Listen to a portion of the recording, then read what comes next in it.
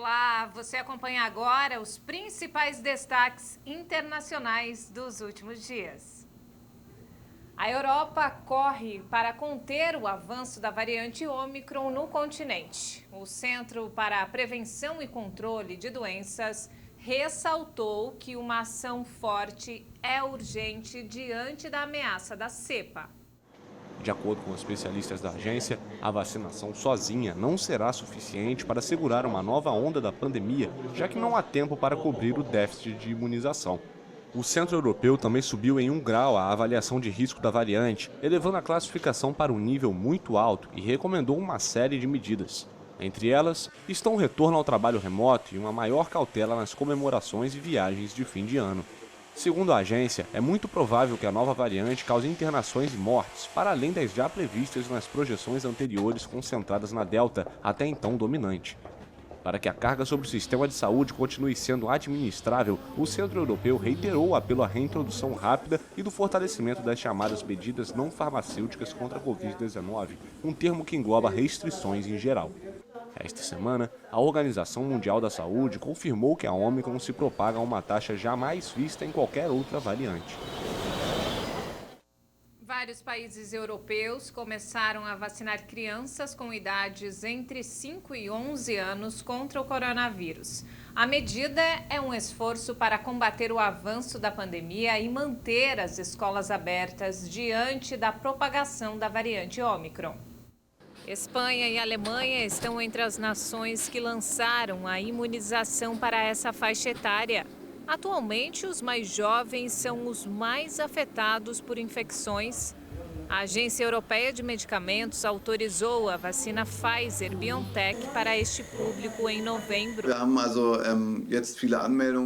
Temos muitos pedidos, seja para a terceira dose da vacina para adultos, seja para jovens. Também temos algumas agendadas para crianças. Assim que abrirmos as cotas de vacinação para jovens, todas foram imediatamente preenchidas. A presidente da Comissão Europeia, Ursula von der Leyen, alertou para a rápida expansão da Ômicron em países do bloco. Com 66,6% da população do bloco vacinada, a dirigente europeia pediu que países trabalhem para aumentar a taxa de imunização. À medida que as festas de fim de ano se aproximam, diversas nações correm para administrar uma terceira dose da vacina para conter a atual onda de contágios. E ainda falando sobre o assunto, a vacina do laboratório americano Pfizer é menos eficaz contra a Ômicron, mas protege contra 70% dos casos graves. Foi o que mostrou um estudo realizado na África do Sul. Até agora, em relação às outras variantes, o imunizante era eficiente em 93% dos casos. Segundo as primeiras observações dos cientistas, além de ser mais transmissível, seu alto número de mutações levanta dúvidas sobre a sua resistência às vacinas. O estudo foi elaborado pela maior agência de seguros de saúde privados do país, a Discovery, com cientistas do Conselho Sul-Africano de Pesquisa Médica. A análise se baseou nos resultados de 78 mil testes PCR obtidos entre 15 de novembro e 7 de dezembro. O estudo mostra ainda uma eficácia de 33% contra o risco de contágio quando há muitas reinfecções, em relação aos 80% contra a variante Delta. Mas, de acordo com o Instituto Nacional de Doenças Transmissíveis, que participou da pesquisa, a gravidade dos casos é 25% menor do que os da primeira onda. Autoridades sul-africanas consideram os resultados extremamente animadores, já que a vacina foi desenvolvida para proteger das hospitalizações e mortes. A África do Sul vivencia um aumento exponencial dos casos desde o surgimento da Ômicron, que já representa 90% dos testes positivos. O país é o mais afetado do continente pela pandemia, com 3 milhões e 100 mil casos e mais de 90 mil mortes. Uma pesquisa realizada na Inglaterra indicou a necessidade de aplicação de uma dose de reforço contra a Covid para combater a variante Ômicron. Pesquisadores da Universidade de Oxford analisaram o impacto da Ômicron nas vacinas da Pfizer-BioNTech e AstraZeneca. No estudo publicado, os cientistas disseram que 2 doses dessas vacinas induzem níveis mais baixos de anticorpos neutralizantes contra a nova variante. Segundo a pesquisa, o combate a essa cepa foi melhorado com uma terceira dose da vacina. Os resultados são importantes, mas são apenas uma parte. Eles só examinam os anticorpos neutralizantes após a segunda dose, mas não nos falam sobre a imunidade celular. Segundo os pesquisadores, as vacinas continuam a proteger contra as formas graves com variantes anteriores. Eles lembram que a melhor maneira de se proteger é com a imunização.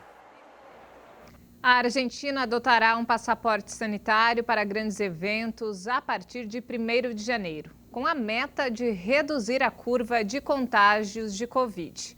O país vem observando uma alta nas contaminações pelo coronavírus há várias semanas. De acordo com a nova determinação, todos os maiores de 13 anos devem demonstrar que estão com o esquema vacinal completo contra o coronavírus.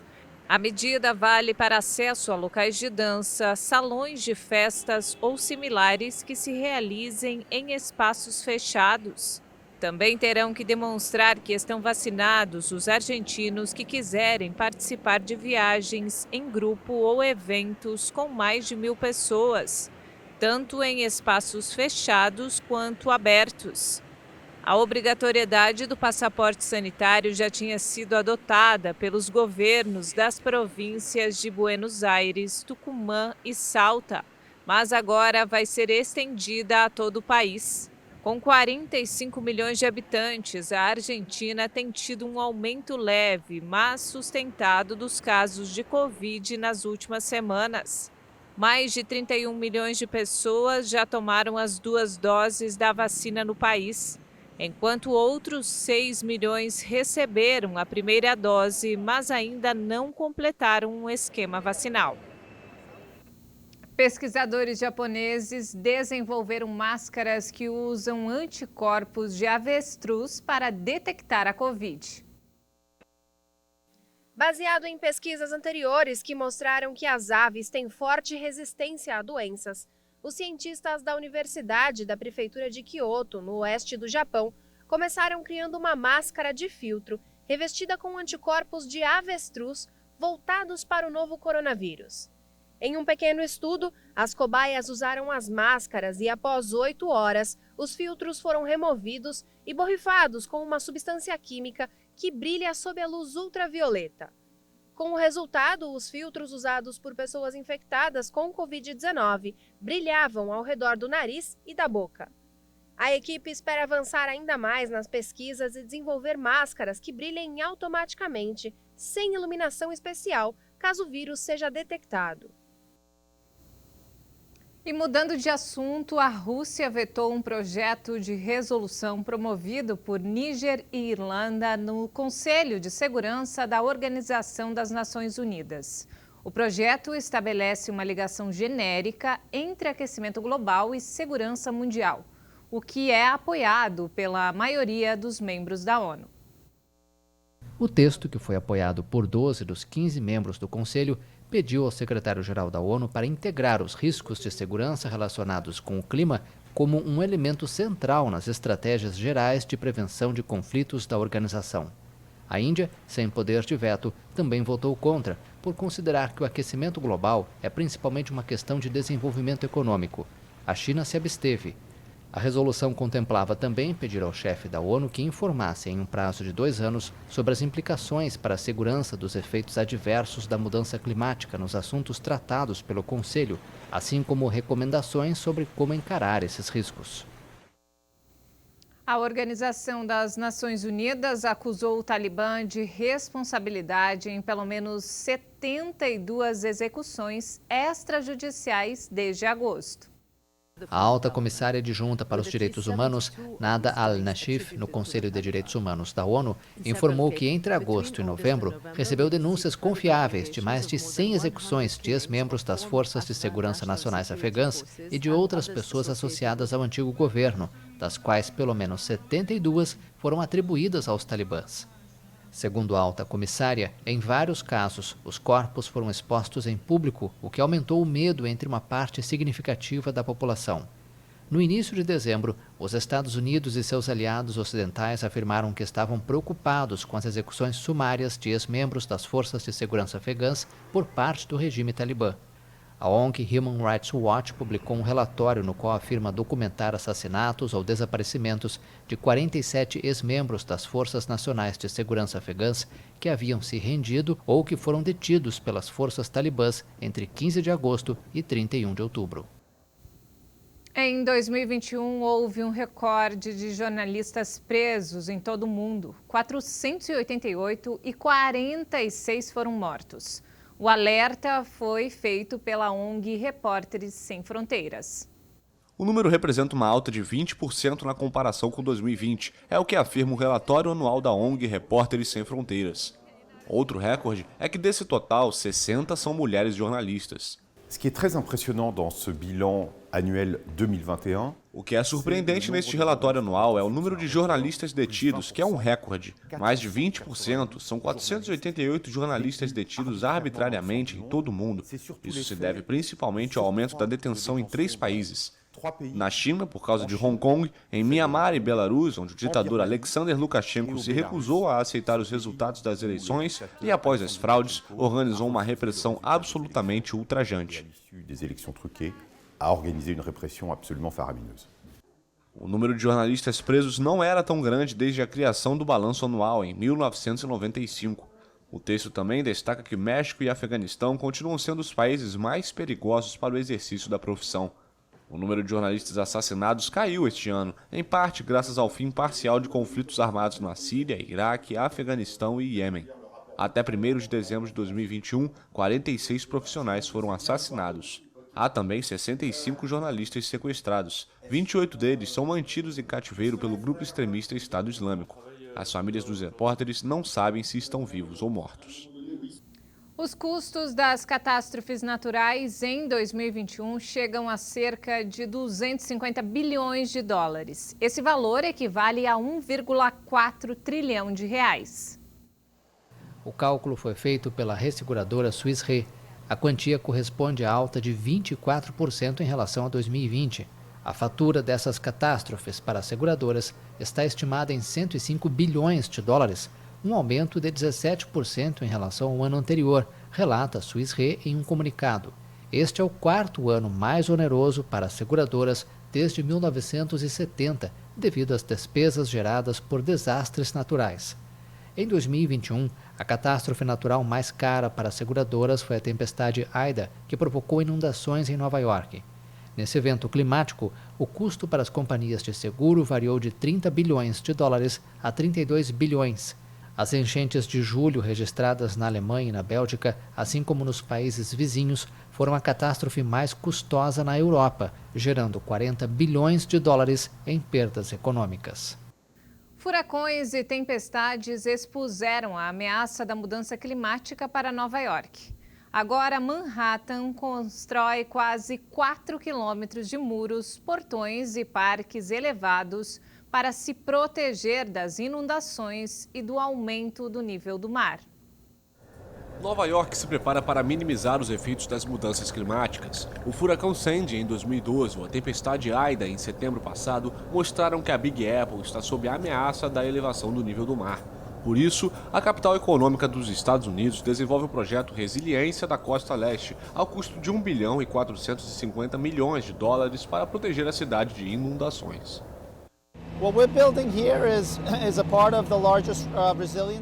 O que construímos aqui é parte do maior projeto de resiliência em uma densa área urbana nos Estados Unidos. Estamos muito entusiasmados por ter iniciado esse projeto há um ano com uma série de contenções de água. Também estamos erguendo o parque, como você pode ver no East River aqui ao lado. Ao longo de 4 quilômetros de costa vão ser instalados portões para fechar a passagem para a água e um parque elevado que funcionará como muro de proteção, cais, esplanadas, ciclovias e jardim. Pelo menos 1.800 árvores serão plantadas, quase o dobro das arrancadas para a realização da obra, além de outras 1.000 ao redor da região. As proteções que estamos construindo são adaptáveis. Se as projeções do aumento do nível do mar forem piores do que esperamos, podemos adicionar elevações na construção para obter mais proteção. É uma parte importante dos projetos que estamos construindo. Estamos garantindo que as bases sejam fortes o suficiente para podermos construir sobre elas se necessário. O projeto inclui ainda uma instalação subterrânea para melhorar a capacidade de drenagem da rede de esgotos e a construção de uma subestação de energia para evitar que a área fique sem eletricidade. Estamos preocupados com o impacto das tempestades e da elevação do nível do mar. Estamos reformando edifícios. Há 1 milhão de prédios em Nova York. Reformamos sempre que possível. Temos um dos códigos de construção mais resilientes do mundo. Com 836 quilômetros de costa, Nova York tem previsões de um aumento de 67 centímetros no nível do mar até 2050. Em todo o mundo, mais de 150 milhões de pessoas vivem em áreas que podem ser inundadas até metade do século.